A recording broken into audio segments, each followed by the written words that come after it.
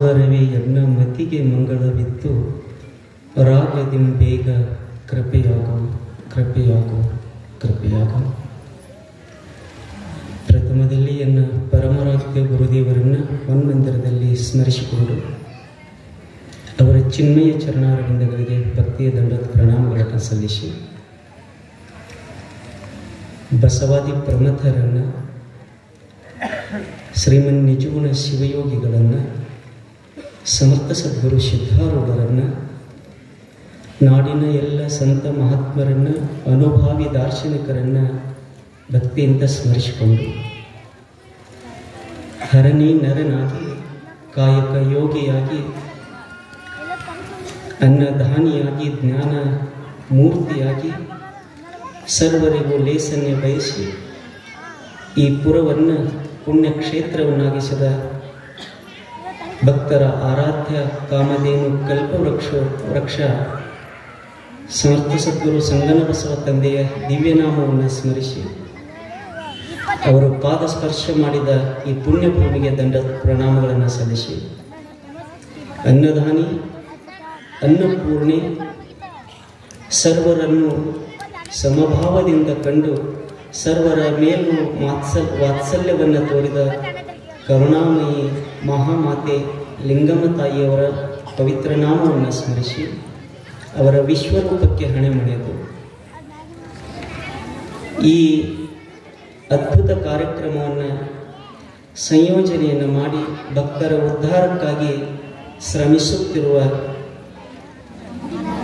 ಸಮರ್ಥ ಸದ್ಗುರು ಶ್ರೀಮಠದ ಪೀಠಾಧಿಕಾರಿಗಳು ಕರುಣಾಮೂರ್ತಿಗಳು ವಾತ್ಸಲ್ಯಮಯಿಗಳಾದಂಥ ಸಮರ್ಥ ಸದ್ಗುರು ನಿತ್ಯಾನಂದ ಶಿವಯೋಗಿಗಳ ಪಾವನ ಪದ್ಮಗಳಿಗೆ ಭಕ್ತಿಯ ದಂಡದ ಪ್ರಣಾಮಗಳನ್ನು ಸಲ್ಲಿಸಿ ಸಮರ್ಥ ಸದ್ಗುರು ವೀರೇಶ್ವರ ಅಪ್ಪಂಗಳ ಶ್ರೀಚರಣಗಳಿಗೆ ಭಕ್ತಿಯಿಂದ ಹಣೆ ಮಣಿದು ಈ ವೇದಿಕೆಯ ಮೇಲೆ ಪಾವನ ಸಾನ್ನಿಧ್ಯವನ್ನು ದಯಪಾಲಿಸಿದ ಶಾಂತಮೂರ್ತಿಗಳು ಕರುಣಾಮಯಿಗಳಾದಂಥ ಮಾತೋಶ್ರೀ ಶರಣಮ್ಮ ತಾಯಿಯವರ ಪುಣ್ಯಪಾದಗಳಿಗೆ ಭಕ್ತಿಯಿಂದ ನತಮಸ್ತಕನಾಗಿ ಈ ನುಡಿ ನಮನ ಕಾರ್ಯಕ್ರಮದ ಉಪದೇಶಾಮೃತವನ್ನು ಕರುಣಿಸಲು ಆಗಮಿಸಿದಂತಹ ನಮ್ಮವರೇ ಆದ ಆತ್ಮೀಯರು ಜ್ಞಾನ ಸಾಗರ ಅವರು ಭಾಳ ನೋಡ್ಲಿಕ್ಕೆ ಸಾಮಾನ್ಯರಾಗಿ ಕಂಡರೂ ಕೂಡ ಭಾಳ ಅಪಾರವಾದ ಜ್ಞಾನ ಅನುಭವ ಅವರಲ್ಲಿ ತುಂಬ್ಯದ ಅಂಥ ಆತ್ಮೀಯ ಅವಜಿ ಶರಣರಿಗೂ ಕೂಡ ಶರಣೆಂದು ಈ ಪಾವನ ವೇದಿಕೆಯ ಮೇಲೆ ಇವತ್ತು ಘನ ಅಧ್ಯಕ್ಷತೆಯನ್ನು ವಹಿಸಿಕೊಂಡಂತಹ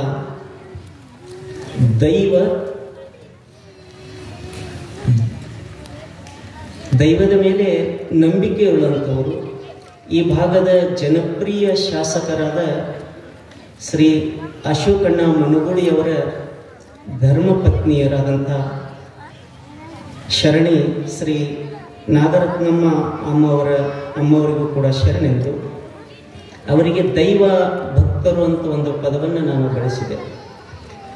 ಯಾಕೆ ಅಂದರೆ ಅದು ಅತಿಶಯೋಕ್ತಿಯಲ್ಲ, ಅವರಲ್ಲಿ ಧರ್ಮದ ಪ್ರಜ್ಞೆ ತುಂಬ್ಯಾದ. ಧರ್ಮದ ಕುರಿತು ದೇವರ ಕುರಿತು ಬಹಳ ಅಪಾರವಾದ ನಂಬಿಕೆಯನ್ನು ಉಳ್ಳಂಥವರು ಅವರು. ಹೇಳಕ್ಕೆ ಪದಕ್ಕಾಗಿ ಅಲ್ಲ, ಅದು ಆಚರಣೆಯಲ್ಲಿ ಇಟ್ಟುಕೊಂಡಂಥವರು. ಅವರು 9 ದಿವಸಗಳವರೆಗೆ 10 ದಿವಸಗಳವರೆಗೆ ಮಹಾನವಮಿಯೊಳಗೆ ದೇವಿಯ ಪಾರಾಯಣವನ್ನು ನಿರಂತರವಾಗಿ ಮಾಡಿಕೊಂಡು ಬಂದಾರೆ. ಎಲ್ಲಿಂದ ಅಂದರೆ ಅವರಿಗೆ ತಿಳುವಳಿಕೆ ಬಂದಾಗಿನಿಂದ ಅವರು ಪಾರಾಯಣವನ್ನು ಮಾಡ್ತಾ ಇದ್ದಾರೆ. ಅದಕ್ಕಾಗಿ ಅವರಿಗೆ ದೈವ ಭಕ್ತರು ಅಂತ ನಾನು ಸಂಬೋಧಿಸಿದೆ. ಹಾಗೆಯೇ ಈ ವೇದಿಕೆಯ ಮೇಲೆ ಆಸೀನರಾದಂಥ, ಯಾಕೆ ಅಂದರೆ ಸಮಯ ಹೊತ್ತು ನೋಡಿ ನಾವು ಮಾತಾಡಬೇಕು. ಸಮಯ ಬಹಳ ಅಮೂಲ್ಯವಾದದ್ದು. ಎಲ್ಲರ ಹೆಸರು ತಗೊಂಡ್ರೆ ಒಂದಿಷ್ಟು ಸಮಯಕ್ಕೂ ಅಭಾವ ಆಗ್ತದೆ. ಹೀಗಾಗಿ ಈ ನುಡಿನಮನ ಕಾರ್ಯಕ್ರಮದ ವೇದಿಕೆಯ ಮೇಲೆ ಆಸೀನರಾದಂಥ ಎಲ್ಲ ಮಾತೆಯರನ್ನು ನಾನು 12ನೇ ಶತಮಾನದ ಅಕ್ಕನ ಸ್ವರೂಪರೆಂದೇ ಭಾವಿಸಿ ಅವರೆಲ್ಲರಿಗೂ ಕೂಡ ಅನಂತ ಶರಣಾರ್ಥಿಗಳನ್ನು ಸಮರ್ಪಿಸ್ತಾ ಇದ್ದೀನಿ. ಹಾಗೆಯೇ ಇವತ್ತಿನ ಕಾರ್ಯಕ್ರಮದಲ್ಲಿ ಪಾಲ್ಗೊಂಡಂಥ ಎಲ್ಲ ಶರಣರಿಗೂ ಮತ್ತು ಮಕ್ಕಳಿಗೂ ಅನಂತ ಶರಣಾರ್ಥಿಗಳು.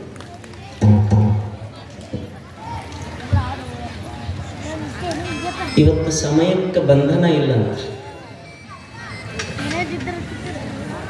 ಕಮಿಟಿಯವರು ಅಪ್ಪುಗಳ ಆದೇಶಗದ. ಏನಂದ್ರೆ ನಾವೊಂದು 4 ತಾಸು ಮಾತಾಡಬೇಕು. ಔಜಿ ಸರ್ ಬಂದಾರ, ಅವರೊಂದು 5 ತಾಸು, ಬಂದವರೆಲ್ಲರೂ ಒಂದು 5-5 ತಾಸು ಆಗ್ಬಹುದನ್ರಿ? ಹ್ಞೂರೇನ್ರಿ ಇಲ್ಲರೇನ್ರಿ? ಮೊದಲೇ ಹೇಳಿದ್ರೆ ನಾವ್ಯಾಕೆ ಬರ್ತಿದ್ದೇವ್ರಿ ಅಂತಾರ.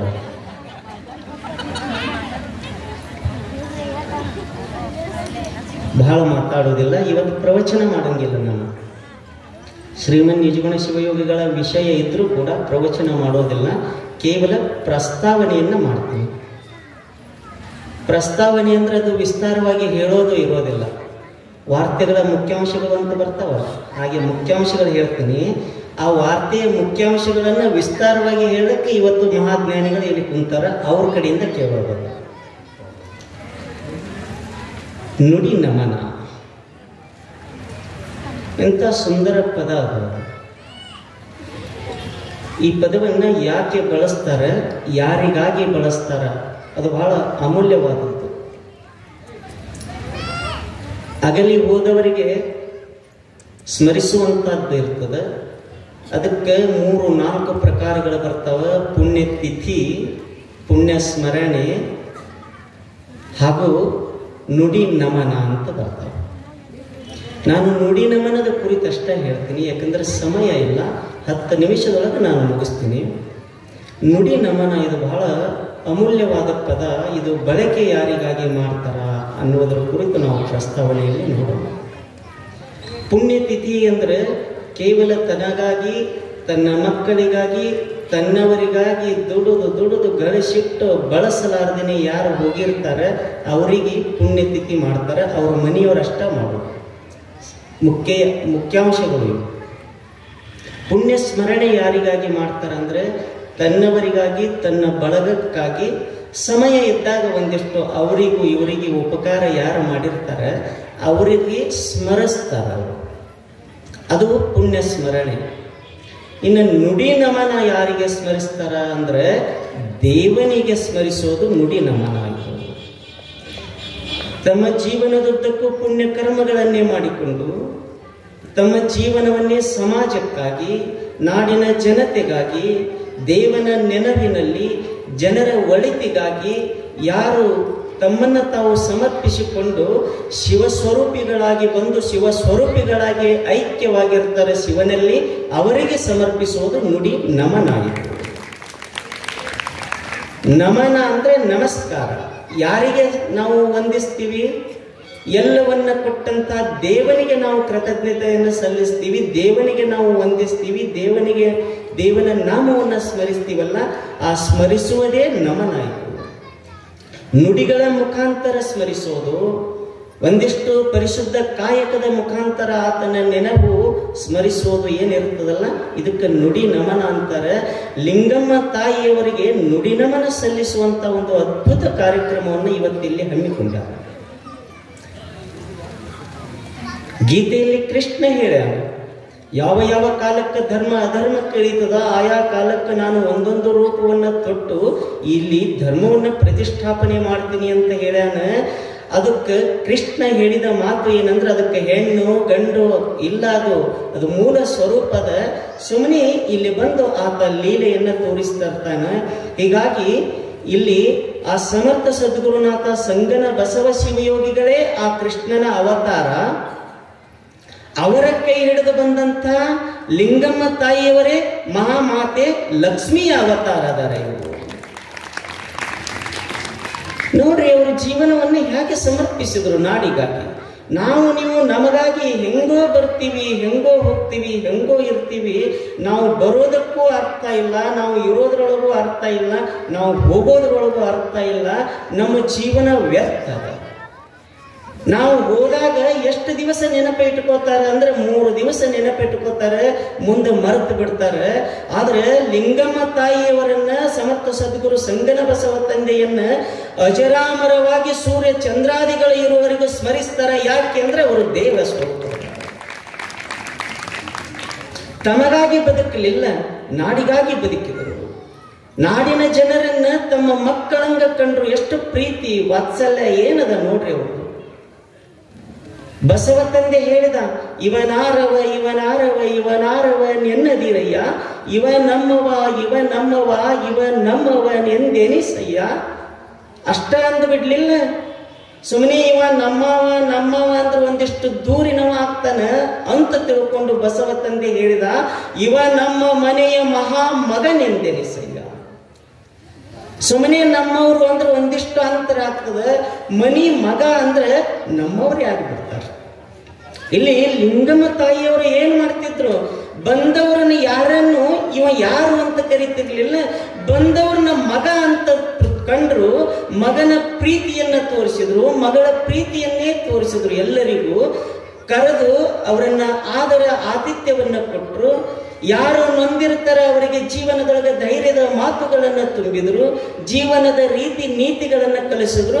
ಹಸದು ಬಂದವರಿಗೆ ತಾಯಿಯಾಗಿ ಅನ್ನವನ್ನ ಕೊಟ್ಟರು, ಅನ್ನಪೂರ್ಣೆ ಮಾತೆಯಾಗಿ ಪ್ರಸಿದ್ಧಿಯನ್ನು ಕೊಟ್ಟರು. ಅದನ್ನ ಶಿವಪುರಾಣದೊಳಗೂ ಸಹಿತ ಆ ಭಗವಂತ ಹೇಳ್ಯಾನ.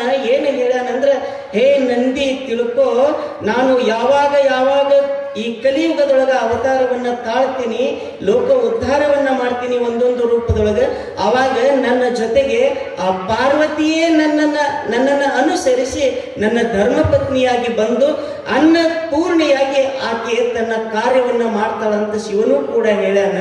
ಇಲ್ಲಿ ಆ ಶಿವನೇ ಅವತಾರವನ್ನ ತಾಳಿ ಬಂದಾನ. ಯಾರ ಅವತಾರ ಅಂದ್ರೆ ಅದು ಸಮರ್ಥ ಸದ್ಗುರು ಸಂಗನ ಬಸವನ ಅವತಾರ, ಶಿವನ ಅವತಾರ. ಈ ಲಿಂಗಮ್ಮ ತಾಯಿ ಬೇರೆ ಯಾರು ಅಲ್ಲ, ಪಾರ್ವತಿಯೇ ಲಿಂಗಮ್ಮ ತಾಯಿಯಾಗಿ ಬಂದು ಬಂದವರಿಗೆಲ್ಲರಿಗೂ ಪ್ರೀತಿಯನ್ನು ತೋರಿಸಿ ಮುಂದೆ ಕುಂತು ಅನ್ನ ಪ್ರಸಾದವನ್ನ ಬಡಿಸಿದ್ಲು. ಅದಕ್ಕಾಗಿ ಅನ್ನಪೂರ್ಣೆ ಅಂತ ಅನಿಸ್ಕೊಂಡ್ಲು. ಅಂತ ತಾಯಿ ಯಾರಿಗೂ ಭೇದ ಮಾಡಲಿಲ್ಲ, ಯಾರಿಗೂ ಭಿನ್ನವನ್ನ ಎಣಿಸಲಿಲ್ಲ. ನಾನು 3 ವರ್ಷ ನಿರಂತರ ತಾಯಿಯ ಕೈತುತ್ತನ್ನು ಉಂಡೆ. ನಾನು ಮಧ್ಯಾಹ್ನ ಪ್ರಸಾದ ಮಾಡ್ತಿರ್ಲಿಲ್ಲ. ನಾನು ಬಂದಾಗ ನಮ್ಮ ಶರಣ ಬಸವ ಶರಣರಿಗೆ ಹೇಳಿದೆ, ಮೊನ್ನೆಯ ದಿವಸ ಹೇಳಿದೆ ನಾನು ಭೀಮಾಶಂಕರ ಶರಣರಿಗೆ. ಏನು ಹೇಳಿದೆ ಅಂದ್ರೆ, ನೋಡ್ರಿ ಇಲ್ಲಿ ಬಂದಾಗ ನನಗೆ ಮಧ್ಯಾಹ್ನ ಪ್ರಸಾದಕ್ಕೆ ಹೋದಾಗ ಲಿಂಗಮ್ಮ ತಾಯಿ ದರ್ಶನ ಆದಂಗಾತು. ಅವರು ಹೋದ ವರ್ಷ ಮಾತಾಡಿದ ಮಾತುಗಳು ನನ್ನ ಮುಂದೆ ಕಣ್ಣು ಮುಂದೆ ಬರ್ಲಿಕ್ಕತ್ತವ ಅಂತ ಹೇಳಿದೆ. ಯಾಕೆ ಬರ್ತಾವ, ಯಾರನ್ನ ಸ್ಮರಿಸ್ತೀವಿ ಅಂದ್ರೆ, ದೇವರಾಗಿ ಯಾರು ಬಂದಿರ್ತಾರೆ, ದೇವ ಸಮರ್ಪಣಾ ಭಾವವನ್ನೇ ಅವರಲ್ಲಿ ತುಂಬಿಕೊಂಡು ಸಮಾಜಕ್ಕಾಗಿ ಸುಂದರ ಜೀವನವನ್ನು ನಡೆಸಿದವರ ಚಿತ್ರ ಕಣ್ಣು ಮುಂದೆ ಬರ್ತಾವ. ಅದಕ್ಕಾಗಿ ಅವರು ಯಾರೂ ಅಲ್ಲ, ಲಿಂಗಮ್ಮ ತಾಯಿ ದೇವ ಸ್ವರೂಪಿಯದ. ಎಷ್ಟು ಪ್ರೀತಿಯಿಂದ ಉಣಿಸ್ತಿದ್ರು. ನನಗೆ ಹೇಳೋರು, ಮಧ್ಯಾಹ್ನ ಉಣ್ಲಿಲ್ಲ ಅಂದ್ರೆ ಹೆಂಗ, ನಿನಗೆ ಶಕ್ತಿಯರೇ ಬರಬೇಕು ಬೇಡ, ಮಾತಾಡ್ಲಿಕ್ಕೆ ಶಕ್ತಿ ಬೇಕೋ ಬೇಡ ಅಂತ ಪ್ರೀತಿಯಿಂದ. ತಾಯಿ ಪ್ರೀತಿ, ನನಗೆ ಹೆತ್ತ ತಾಯಿ ಏನು ತೋರಿಸ್ಯಾಳ ಪ್ರೀತಿ, ಆ ಪ್ರೀತಿಯನ್ನೇ ಲಿಂಗಮ್ಮ ತಾಯಿ ತೋರಿಸಿದ್ಲು. ಸಣ್ಣ ಮಗುವಾಗಿ ಮುಂದೆ ಕುಂತು ತಾವ ಅನ್ನ ಪ್ರಸಾದವನ್ನು ಬಡಿಸಿ ನನಗೆ ಮಧ್ಯಾಹ್ನ ಪ್ರಸಾದ ಬಿಡಬೇಡ ಅಂತ ಆಜ್ಞೆಯನ್ನ ಮಾಡಿದವರು ಯಾರಾದ್ರೂ ಇದ್ರೆ ಅದು ಲಿಂಗಮ್ಮ ತಾಯಿ ಅದಾರೆ, ಲಿಂಗಮ್ಮ ತಾಯಿ. ಅದಕ್ಕಾಗಿ ಅವರೆಲ್ಲ ಲೋಕದ ಉದ್ಧಾರಕ್ಕಾಗಿ ಬಂದವರದಾರ, ಲೋಕಕ್ಕಾಗಿ ಬದುಕ್ಯಾರ, ಲೋಕಕ್ಕಾಗಿ ಸಮರ್ಪಣೆಯನ್ನ ಮಾಡಿ ದೇವರಾಗಿ ಚಿರಕಾಲ ಉಳಿಯುವಂತವರದಾರ. ಅವರ ನಿತ್ಯ ದರ್ಶನ ಎಲ್ಲಿ ಬೇಕಾದಲ್ಲಿ ಆಗ್ತದ. ಇಲ್ಲೇ ಅಂತಲ್ಲ, ಎಲ್ಲಿ ಕುಂತಲ್ಲಿ ನಿಂತಲ್ಲಿ ಭಕ್ತಿ ಭಾವದಿಂದ ಲಿಂಗಮ್ಮ ತಾಯಿಯನ್ನ ಸದ್ಗುರು ಸಂಗನ ಬಸವನ್ನ ನಾನು ಸ್ಮರಿಸ್ತೀವಿ ಅಂದ್ರೆ ಅಲ್ಲೇ ನಿತ್ಯ ದರ್ಶನ ಆಗ್ತದೆ. ಯಾಕಂದ್ರೆ ಅವರು ದೇವರದಾರ. ತಾವು ಬಹಳ ಪುಣ್ಯಾತ್ಮರು. ನಾವು ಸುಮ್ಮನೆ 3 ವರ್ಷ ತಾಯಿಯ ಪ್ರೀತಿಯನ್ನ ಅನುಭವಿಸಿವಿ. ಅವರು ನೀವೆಲ್ಲ ಏನು ಕುಂತಿರಲ್ಲ, ನಿರಂತರ ಅವರ ಅನುಗ್ರಹವನ್ನು ಹೊಂದಿದವರು. ಈಗ ಅವರು ಇಲ್ಲ ಅಂತ ಭಾವಿಸಬಾರದು. ದೇವರು ಇಲ್ಲದ ಸಮಯ ಅದೇನು, ದೇವರು ಇಲ್ಲದ ಜಗತ್ತದೇನು, ದೇವರಿಲ್ಲದ ದಿವಸ ಅದೇನು. ದೇವರಿಲ್ಲ ಅಂದ್ರೆ ಜಗತ್ತೇ ಇಲ್ಲ, ದಿವಸನೇ ಇಲ್ಲ. ಏನು ಭಾವಿಸಬೇಕಂದ್ರೆ, ನೀವು ಭಕ್ತಿಯಿಂದ ಬಂದಾಗ ಅಲ್ಲಿ ಗುಡಿ ಒಳಗೆ ಲಿಂಗ ರೂಪದ ಸಂಗನ ಬಸವ ಲಿಂಗಮ್ಮ ತಾಯಿಯ ದರ್ಶನ ಮಾಡ್ಕೊಳ್ಳೋದು. ಇಲ್ಲಿ ಮಹಾಮನೆಗೆ ಬಂದಾಗ ಲಿಂಗ ರೂಪದ ಸಂಗನ ಬಸವ ಲಿಂಗಮ್ಮ ತಾಯಿಯೇ ಇಲ್ಲಿ ಮನುಷ್ಯ ರೂಪದೊಳಗೆ ನಿಮಗೆ ದರ್ಶನ, ನಿಮ್ಮೆಲ್ಲರಿಗೂ ದರ್ಶನ ಕೊಡ್ತಾರೆ, ಮಾತಾಡ್ತಾರೆ, ಪ್ರೀತಿಯಿಂದ ಅನ್ನವನ್ನ ಬಡಿಸ್ತಾರೆ, ಪ್ರಸಾದ ಬಡಿಸ್ತಾರೆ. ಯಾರ ರೂಪದೊಳಗೆ ಬಡಿಸ್ತಾರೆ ಅಂದ್ರೆ ಸಮರ್ಥ ಸದ್ಗುರು ನಿತ್ಯಾನಂದ ಶಿವಯೋಗಿಯಾಗಿ ಅವರು ದರ್ಶನ ಕೊಡ್ತಾರೆ. ಮಹಾಮಾತೆ ಅನ್ನಪೂರ್ಣೆ ಬಸಮ್ಮ ತಾಯಿಯಾಗಿ ಕೈತುತ್ತ ಕೊಡ್ತಾರೆ. ಅವರು ಬೇರೆ ಯಾರು ಅಲ್ಲ, ಲಿಂಗಮ್ಮ ತಾಯಿ ಸಂಗನ ಬಸವರೇ ಅದಾರ.